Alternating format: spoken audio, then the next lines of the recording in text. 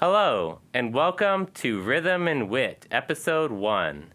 In this podcast and video series, we will discuss and explore the creative and artistic expressions of artists and performers in Oklahoma City and its neighboring cities, also known as the Greater Metro Area by some.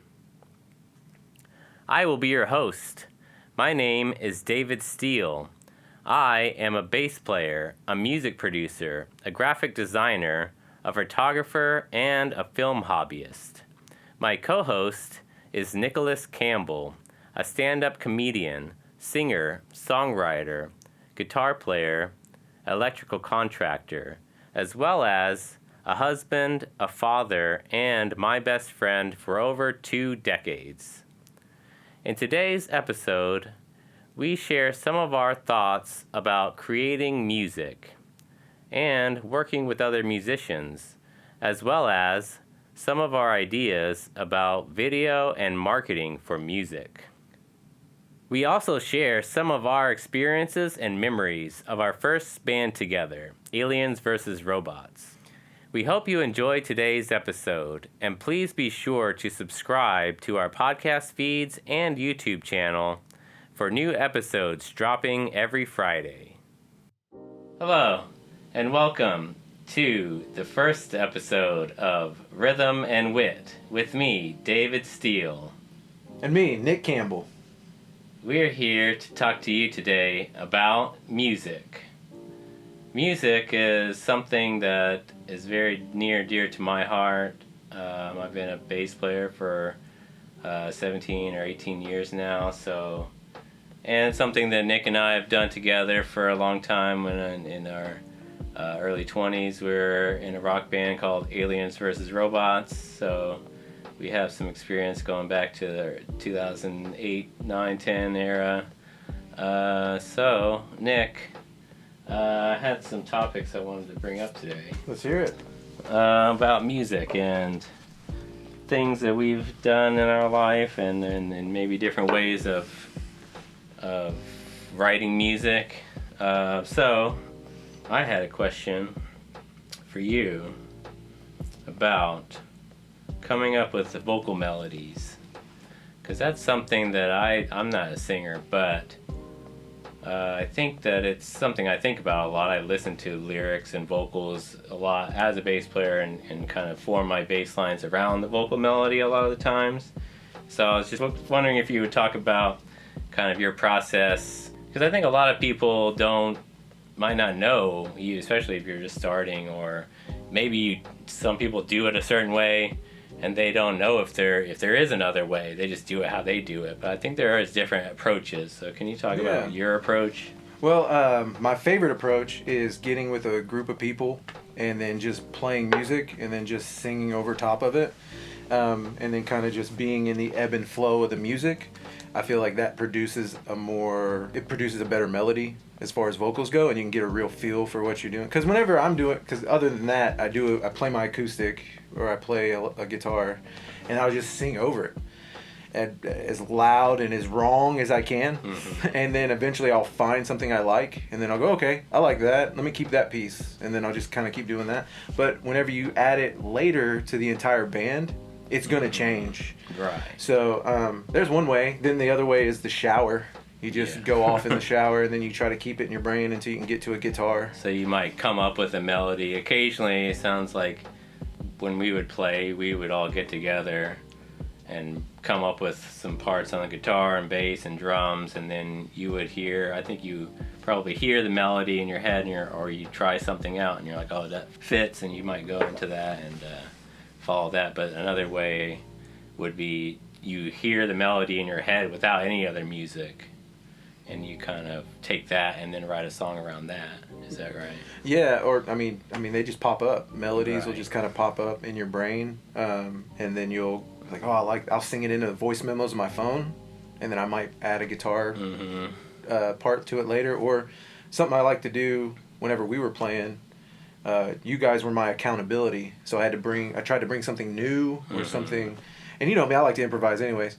So that's always fun for me, is to bring something, because I knew you guys would try to like it. If you like it, if you like that piece of music or whatever, then that makes it that much easier to play or add to it, you know? But that's kind of the only way you know if it's any good or not, or it's like you might think it's good in your head, but as soon as somebody else says, oh, I like that, you're like, oh, okay, it is good. Well, it's like, thanks.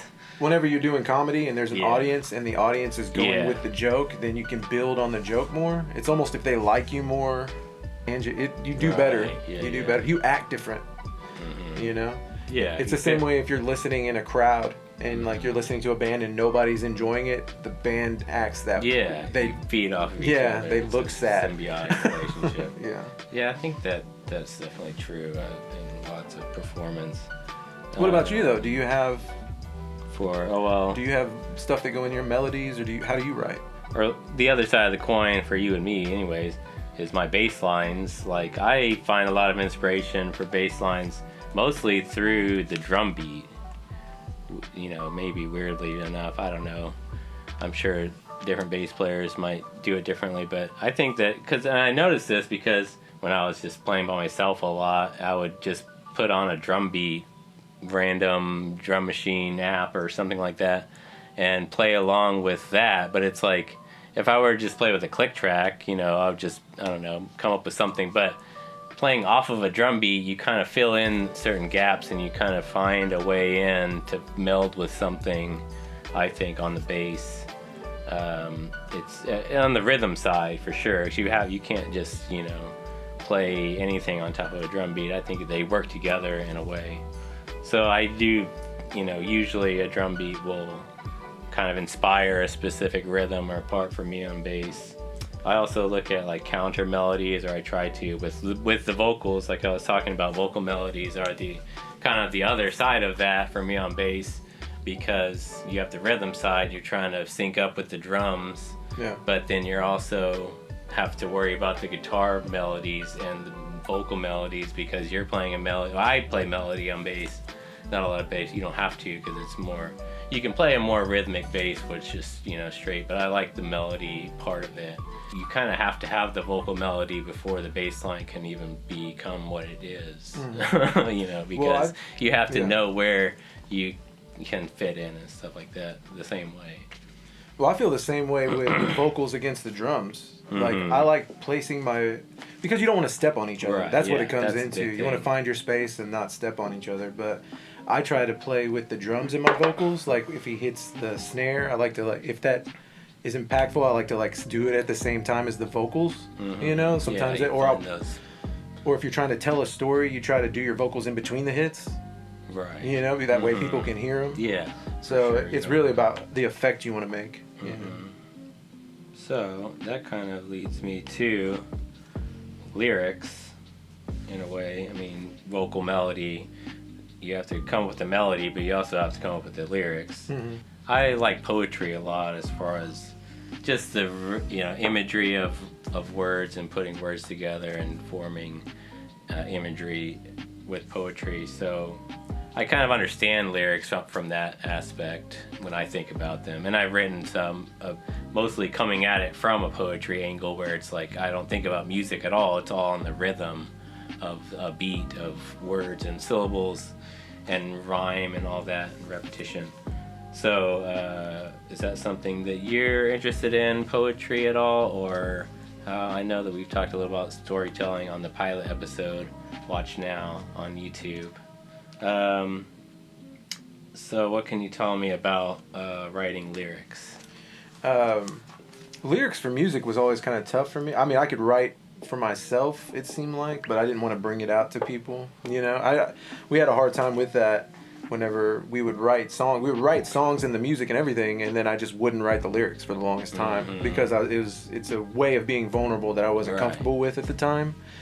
Now that I've done comedy, pretty much comfortable in writing anything at this point, because when you take it on stage and it bombs in front of a lot of people, I mean, that's the worst it can get, you know?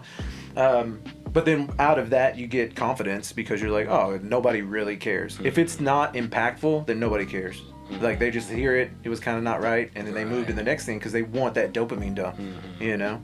As far as lyrics go, though, I try to write, free writing, just write every day. And then something I did when I was younger that I'm very grateful for, instead of doing work in class, either finish my work quickly or just completely, like in pre-calc, I wouldn't even do the work. But I would write lyrics, or I would take songs that I loved and write the lyrics down and dissect them and take them apart and then go, how are they doing the thing that I like? And then add it to the songs that I did. And I don't know if you remember this, but like back in the day, this is like back when we were 16. You remember Chad from Subway? He had a recording place that he worked for, right, a recording studio, and we recorded an EP when I was 16. And he would mention, he was like, man, your lyrics were really good for your age. Right. And I was just like, I just, I'm really just copying Dashboard Confessional and Weezer, But I think that's all we can do as, I think as human beings, it's, you see other people do something and you're like, oh, I think I can do that too. Ideally, you put your own spin on it, put yourself into it, but you have to see it first. Yeah. You know what monkey see, monkey do. Right. My daughter, it's funny. She did this yesterday, but my wife drew a painting, and I don't know if you've ever done this, but you just draw a bunch of lines, and then within the lines, it can create a picture or patterns, and then you just color or play with that, And my daughter saw it, and she went to the table, took her own stuff, did it, and then showed Liz. Now it was her interpretation of the piece. Yeah, but it had moments in it where it was like, oh, that's kind of how what Liz did here, And then she does that all the time. She's an artist. She's gonna be that, That's great. I think that I honestly think we're all artists. Every human is capable of. All art is self-expression. Everyone learns how to express themselves in some way, but. A lot of people might think, oh, I'm not artistic because I've never drawn or played an instrument or did anything. But, however you express yourself, that's an artistic form in its own. But it's great, I think, that you're raising your kids to have these skills, expressing themselves already at a young age. And they're going to do something artistic. Maybe she's not going to be a visual artist. Who knows? She could be anything. Well, she can take those skills and apply them in different places. It's something that we try to teach the kids, which I wish somebody would have taught me, but it's how you talk to yourself while you're doing your art, and not to edit yourself while you're being creative. Editing can be saved for later, but once you start that practice of editing or talking negatively about the work that you're doing as you're doing it, then you can't create in a free, non-pressured atmosphere, even from yourself inside here, which is like that's the only place you got to go to be alone. We try to tell them, try to start them off that way. Yeah, don't even give them that deep. And you can tell how good we were at telling them based on what age the kid is. So like my oldest, he still has it more because we had it more back then. He didn't realize then. But the youngest, I feel so bad for the first two because the youngest has gotten the benefit of all of our experience. It's like when I was adopted by my grandparents, they had 3 kids they f***ed up before they got to me. They knew when to hang back, they knew when to put in, my parents were really good at raising kids after they messed up those first 3. Anyways, the next kind of thing I was wondering about with music specifically was guitar playing and because I'm a bass player. I've only ever played bass. I play a little bit of drums. I do music production, so I can make a ton of cool stuff with a computer. But when it comes to playing an instrument, bass is really the only thing I've studied or practiced. So, and I'm meaning bass guitar versus 6-string guitar, which is what you play. What would you say is a good way for someone to start off? If they want to learn guitar, do you have any tips for a brand new beginner guitar player? Well, this is perfect because Rylan, my son, is starting right now. Speaking of, that was a good transition. I didn't even know it. Yeah, he was nicely done, dude. But my oldest, he's 14. He's starting to get. That's when I started, and we have tons of guitars in the house. And have always had them all around him all his life. He's seen me play. He sang with me while I play, but he's just now getting into I want to play, and he's taking the steps to start. And he asked me up front, or what should I do? How should I start? And I told him this is for me. You kind of find your own way whenever you're doing that. But when we grew up, it was MX tabs. Do you remember MX tabs? And what I try not to do is tell them what to do with it. I tell them just go and play. That's why they call it play guitar. So you just go play with it. It's just try to make the notes and sounds in your head and put it on the guitar. And something that a guitar teacher taught me, what he taught me was try to sing the notes as you play them, so your mind gets, like, that note gets mapped to the guitar. So you also learn how to find notes with your voice.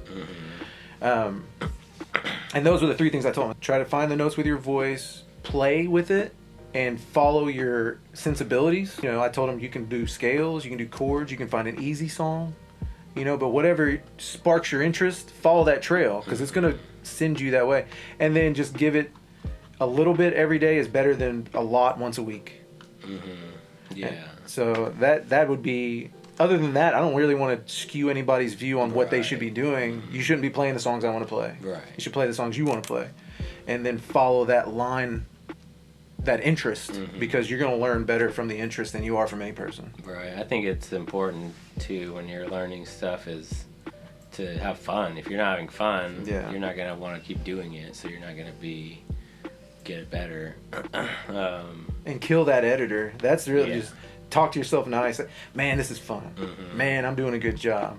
Man, I learned this note real good. Try to be grateful for the positive. One thing I've learned about learning recently, when you're learning something and you get frustrated, that's actually a trigger that if you don't get frustrated when you're learning something, your brain doesn't know anything's wrong. So that triggers neuroplasticity in your brain to actually pay attention to that mistake that made you frustrated. And then whenever you go back, you go to sleep, come back the next day, play it again, your brain will have learned that hopefully not to do that mistake. Frustration is actually good.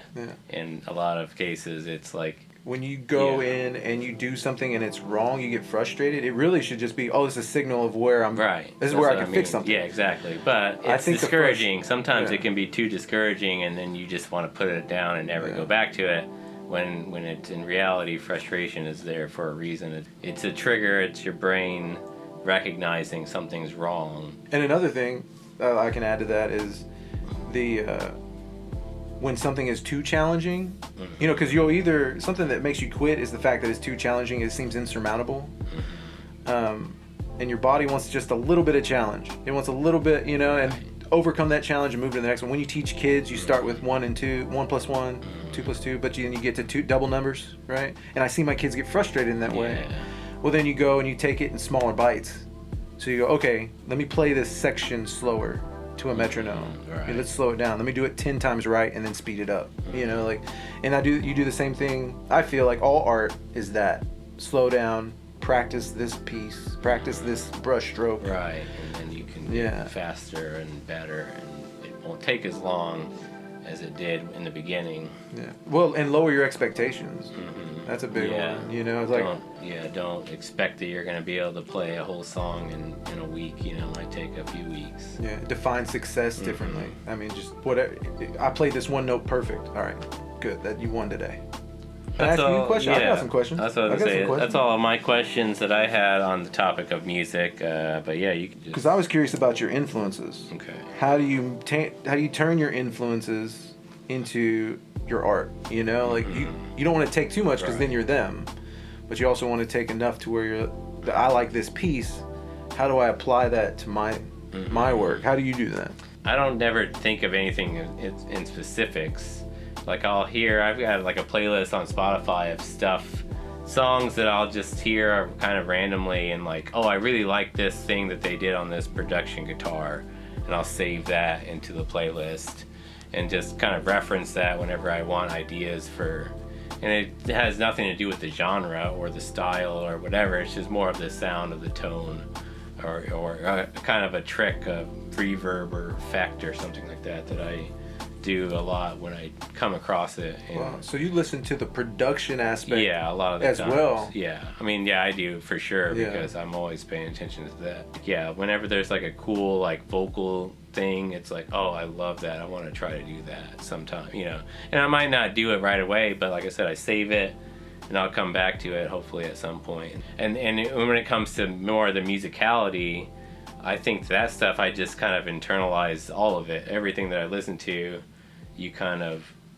just it goes in, you know. I don't ever think of anything specifically, but it's gonna come back out. Yeah. You know, Once you know what's possible. because I never think about, anytime I write anything, I never have an idea of what it is. Like, I never think of, in the kind of the opposite where you were talking about, when you think of the melody first, that almost never happens to me. Which is also maybe a downside because I never really learned how to translate my melody thoughts into. I mean, I'm better at it now for sure, but I never was good at that. When it comes to playing, I take a piece, somebody else's, a guitar player, a singer, songwriter has the song, and it's like, okay, what is the bass line for this? I don't come up with it. I think the bass line, it's there, and you just have to find it, you know, and it could be lots of different things. It's not just one thing. I mean, 3 different bass players could come up with 3 different bass lines for the same guitar chord progression or whatever, and they're all right. Yeah. You know, none of them, Yeah. I mean, it's just your expression of it. And yeah, I think that it's just, I listen to what's needed and I try to fill that in. And, you know, I'll have to play with it a little bit in the beginning, and because I'll try stuff and it's like, no, that's not it. Oh, that's it. I got it, you know. Yeah. And it's kind of just It dings you. You feel right, it on the inside. You have to listen to. And that's why I think that it's more, I pay attention to the music itself more than what I think. Anything I could think, you know, it tells me what it needs to be. But you know, doing what's right for the song. Mm-hmm. Like, I remember whenever we first started, we would butt heads a little bit, mostly because we're a little insecure about our abilities. Yeah, we didn't know what we were doing, not that we do now. But when we all came together and we're like, all right, it doesn't matter what the part is, how much effort we put into it. What matters is what's right for the song. Mm-hmm. And when we came into it like that and we worked together, you know, It was always the best case. I mean, the best solution to. I think we had 2 mottos. Mm-hmm. One was do what's best for the song, and the other one is it doesn't have to make sense, it just has to sound good. And that's what our guiding light while we wrote songs. Now my question to you is, we were best friends when we started, but you've worked in more bands that were from people you never met before. Right, yeah. So how do you maneuver around people and their emotions and their insecurities with their music? Yeah, people are different. I think you have to learn the person. You have to, and you have to get to know them. It's hard to just work well with someone you don't know. I mean, obviously, I've met a lot of people through music and gotten to know them, but it takes a while to kind of, sometimes, you know, it's like, you know pretty early on, I think, when you start playing with someone, whether or not you are on the same page a lot of the times. And I think that's important because you don't want to be in a band with too much conflict. I will say that conflict in a band is actually good, though. Or it can be. Why do you say that? There's a limit. You don't want too much, but I think of this, there's this little band from the 70s, kind of popular, named Led Zeppelin, and they had a lot of conflict within the band. Well, I think, and I'm talking about their conflict on stage, because they were always outdoing each other. They were like, no, I'm gonna play this 15-minute guitar solo.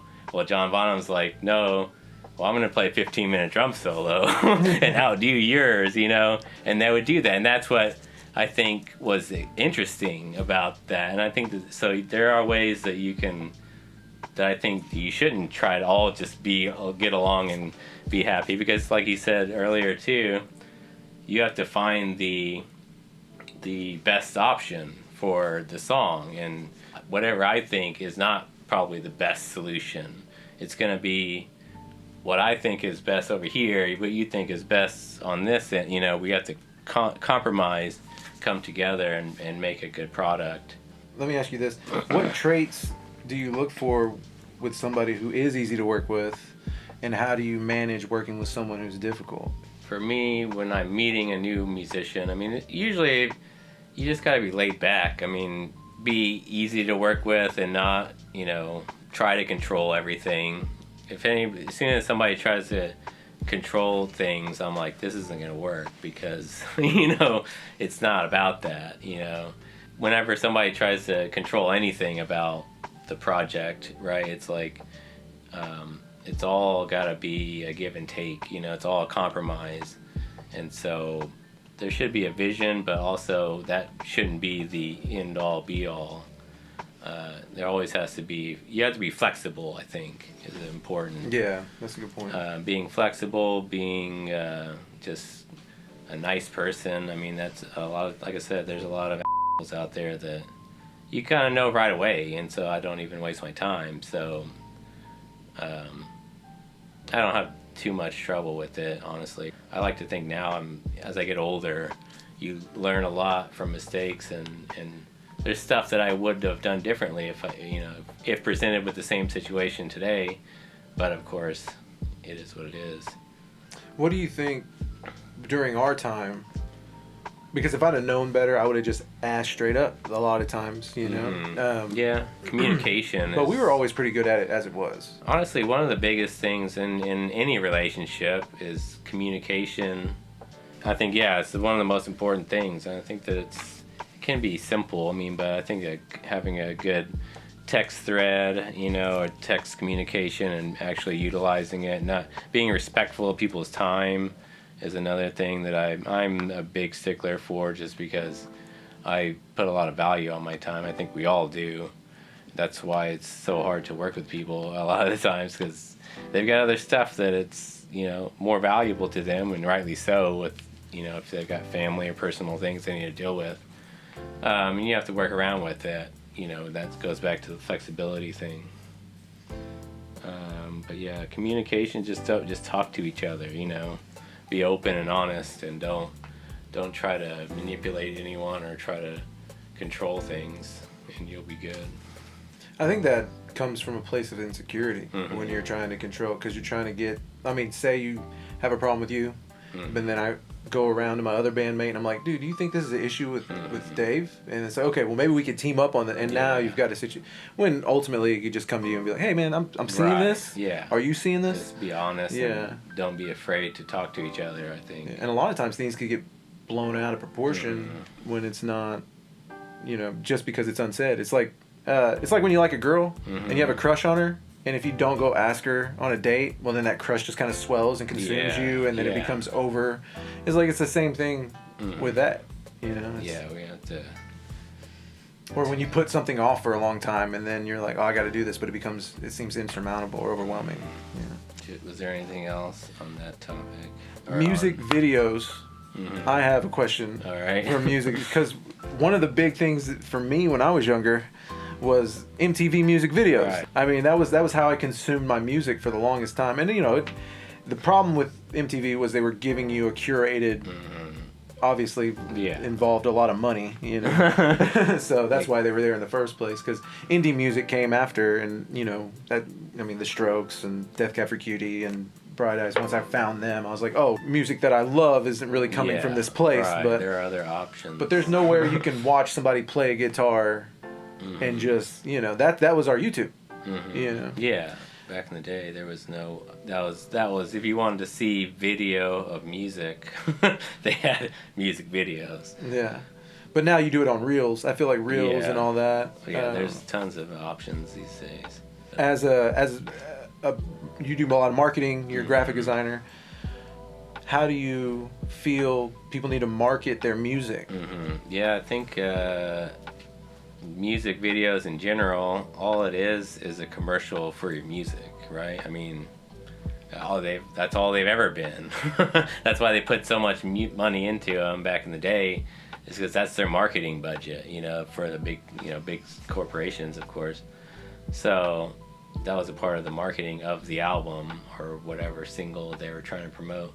which is no different today. Now we use YouTube. I mean, we can use YouTube, use Instagram, and TikTok Reels, and wherever social media that has those type of videos. So, and it's easier now. I mean, of course, I've always loved video. I think I've always been fascinated by being able to capture, something in a moment in time on and then taking it and then using it to tell a story, or anything that you see me do or doing with my projects or bands.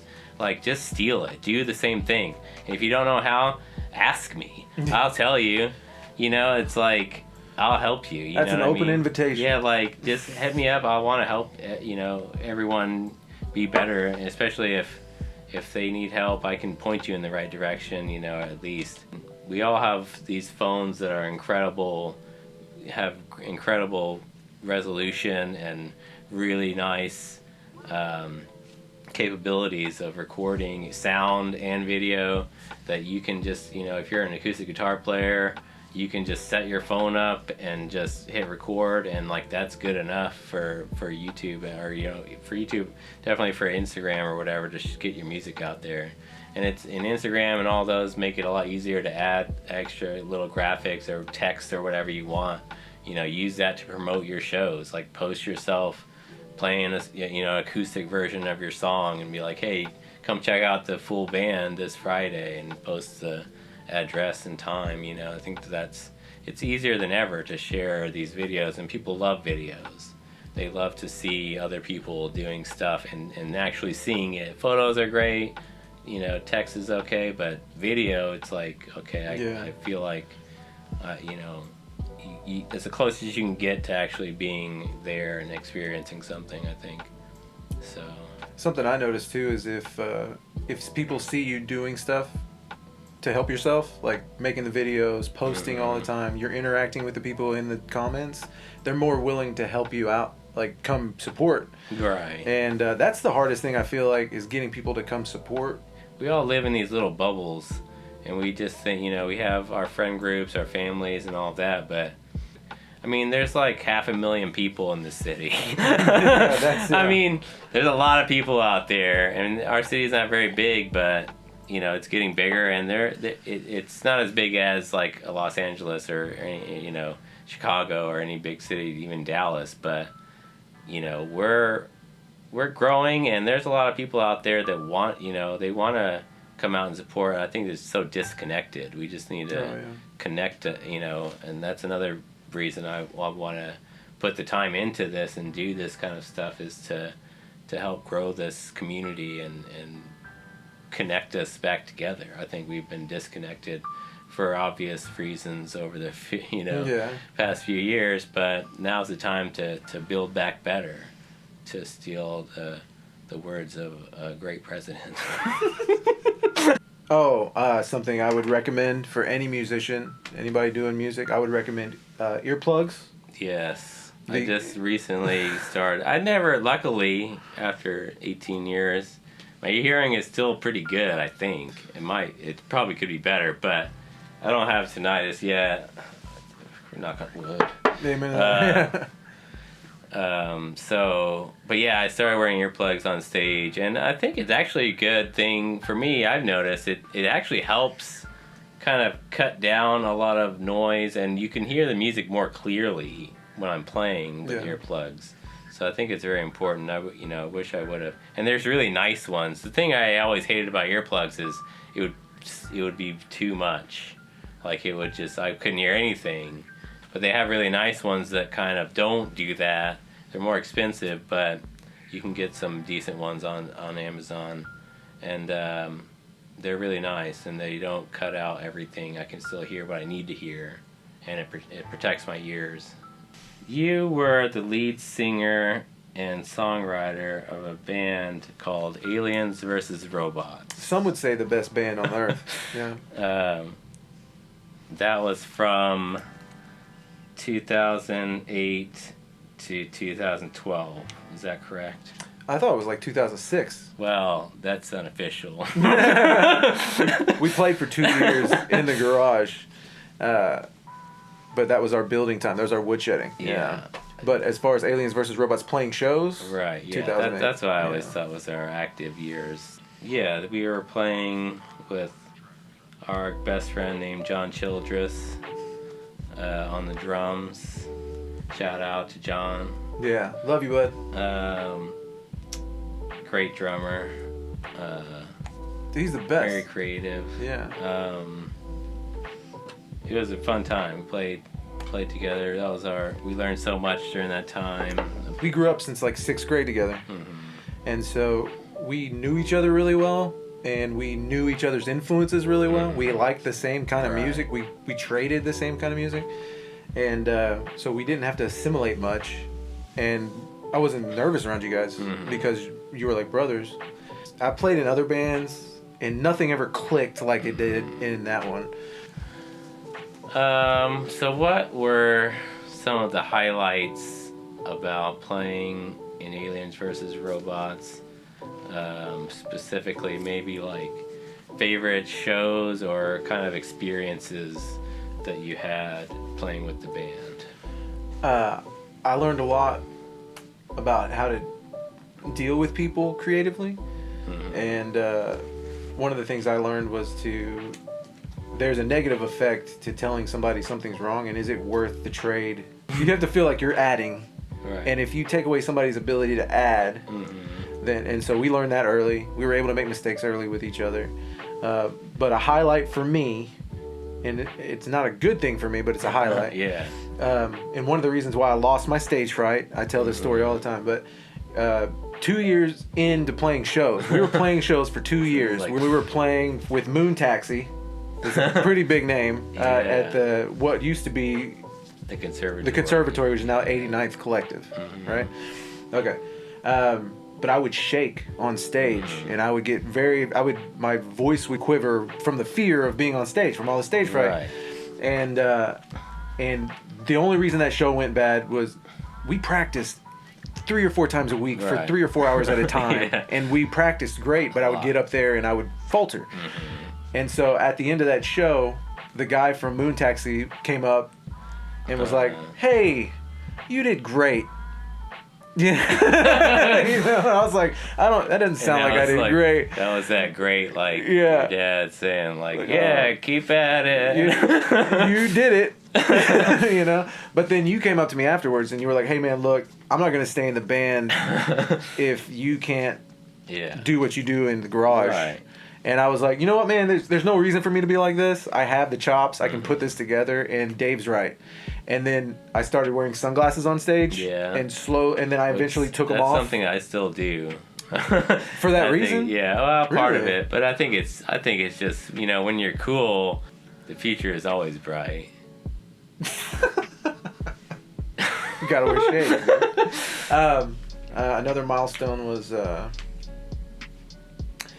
of our last shows was like a big EP release. Yeah, the EP release at the Blue Note. Yeah. I remember that show. That was probably one of our biggest crowds. That and our one and only performance at Norman Music Festival in 2012. That was a massive crowd. That was fun, dude. But the EP release was something really special, I think.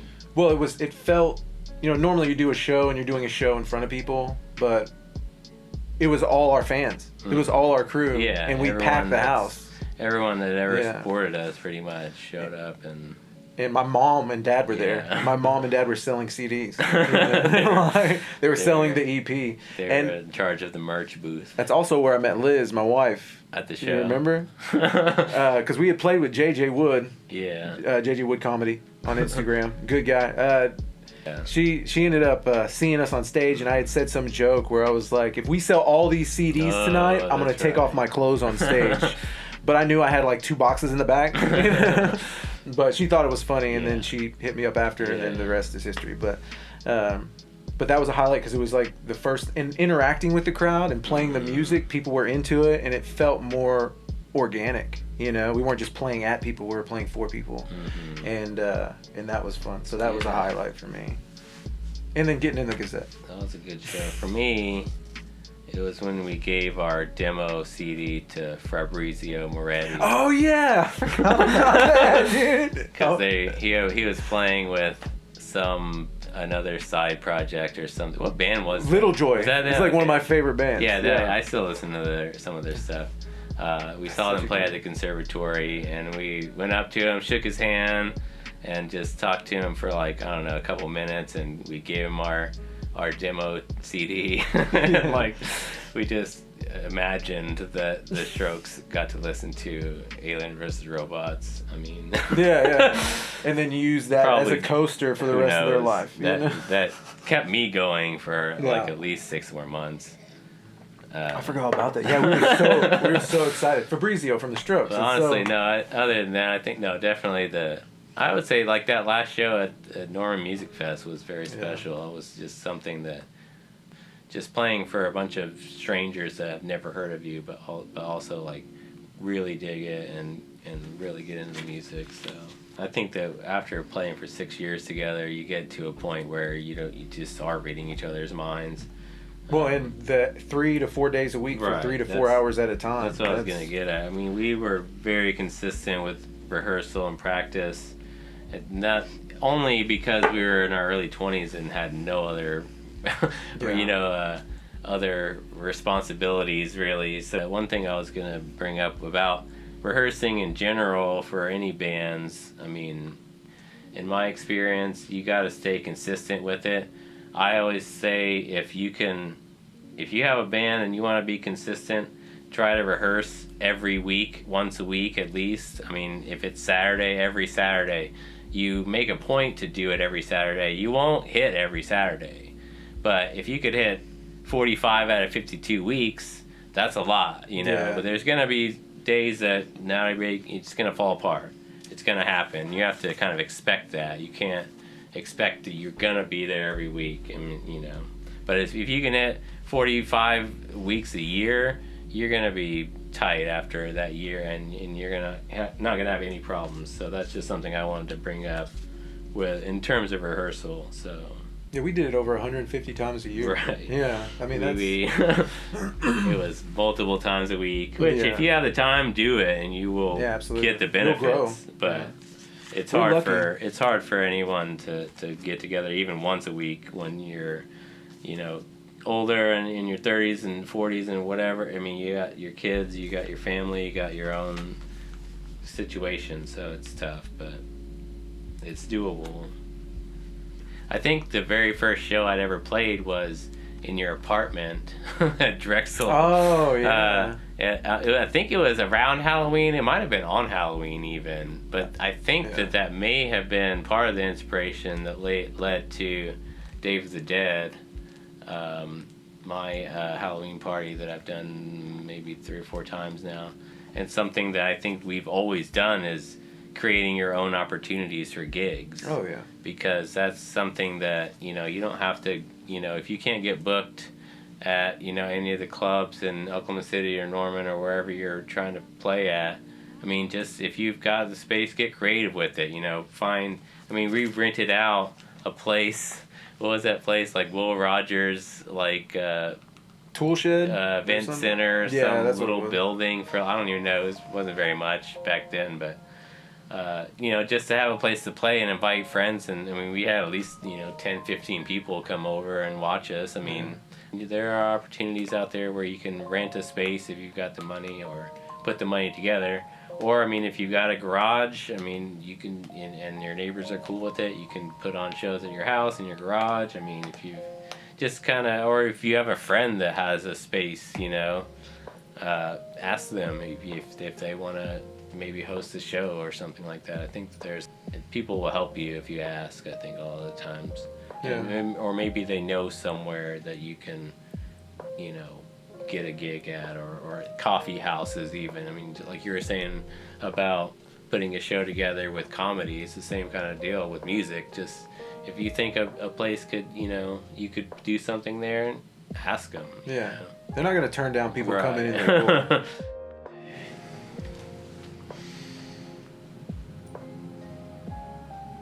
And we're back. We wanted to take a moment to talk to you about some events going on in the city this weekend. And starting with today, there's an interesting event going on at the Myriad Botanical Gardens in Oklahoma City called the Busker Street Fair. It's from 5 to 8 p.m. I really don't know much about it, but I love the Myriad Gardens. I do yoga there every Saturday, 9 a.m. Oh, nice. For free. Saturday, there's an interesting event being put on by my friends at Mycelium Gallery. It's called Mycelium Sessions, featuring Ex Machina, and that's going to be from 3 to 7. No cover. Go check it out. It's going to be, he does this kind of lo-fi, kind of ambient, kind of glitch music. It's very cool. It's going to be chill. You can go check out the artwork, maybe make a purchase, and just hang out. It'll be a fun, chill time. Nice. And then Sunday, there's a special event going on in El Reno at Vices, 9 p.m. It's going to be the date night with the Martin Dupross 20th anniversary edition. It's the show that tries to get you laid. Oh, nice. So go check that out. And so that's all I have for the weekend. I know you have some more specific things that you want to talk about for your comedy. So take it away, Nick. Yeah, so some things I'm doing this week. I'm doing Wednesday night. I'm going to be stepping in for Leo Mendes at Grand Royale at the Plaza for the open mic. They do a comedy. They do a mixed mic, so you got comedy as well as poetry and music. I stick with the comedy now. I've been thinking about doing some music, but I'll be hosting that, so be sure to come out. And then the next day, Thursday, I'll be hosting JJ's Alley, also stepping in for Leo Mendes. He's a busy man. So sounds like Leo is dropping the ball a little bit. Well, I mean, one of the things I like to say is you're there to pick it up. I'm there. Yeah, well, I'm the step host. You know, I'm not the host you want, but I'm the host you get. You're the host we need right now. And then I have a show in Whitesboro, Texas at I think it's called Ranch 82, and it's gonna be also poster. And then so we got that, and then the one that I really want to let everybody know about is Lively Comedy Showcase. Now that's here in OKC. That's September 10th. The show starts at 6, but doors open at 5, and that's a showcase I run. We've been running it for the past 5 or 6 months now. It's been doing really well, and I really just want to keep the ball rolling on that. If you guys, anybody can come out, we really appreciate you. The best thing about it is we give away door prizes. Mm-hmm. So if you come in, it's $8, but you have the opportunity to win a $25 gift card to Lively Beer Works. You also have the opportunity to win beer packs, free beer, you know, and then we provide a little game to put on the raffle as well. We also give out free candy because that's how you win people over. And man, it's just a really good time. It's been a lot of fun. So if you can make it to that Lively Comedy Showcase, we'd appreciate that. But other than that, man, I'm staying busy doing comedy. Mm-hmm. So what about you? Do you got anything going on? Anything in the works? Well, I started a podcast, so that's been taking up a lot of time, but I'm grateful for it to have something to do. I am working on a big project that's going to be coming out pretty soon. It's the full-length album for Stolen Cable, my last band. Oh, nice. We have 12 songs that are done. We got to get some artwork for the album, and we're going to hopefully have more information about that next week on the podcast, hopefully. But yeah, we're getting close. We're really excited for y'all to hear it. It's something we've been working on. I mean, as far as the music itself, songs we've written over the past year that I think have come together, and this is the true representation of what we envisioned for those songs. So we're excited to show it to you all. If you've seen us play, you've heard most of the songs, I'm sure, but this is the true version, and it's exciting to be able to put that out there for people to hear and to immortalize that time of Stolen Cable that we had. So that's going to be exciting, but stay tuned. I'll have more information. Nice. All right. Well, this has been the first episode of Rhythm and Wit with Dave and Nick. Thanks for watching.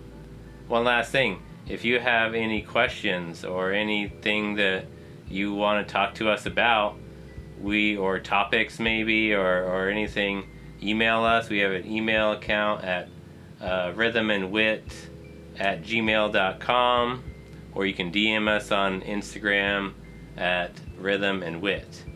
Yeah, I mean, we want to hear from you. We want to be involved with the community. So, yeah, I mean, we're definitely going to be eventually getting guests on and all of that. So, look out for that. And yeah, we're excited. We hope you all stay tuned and you're enjoying and learning something. And we're excited. So, thanks for watching. Yeah, appreciate you.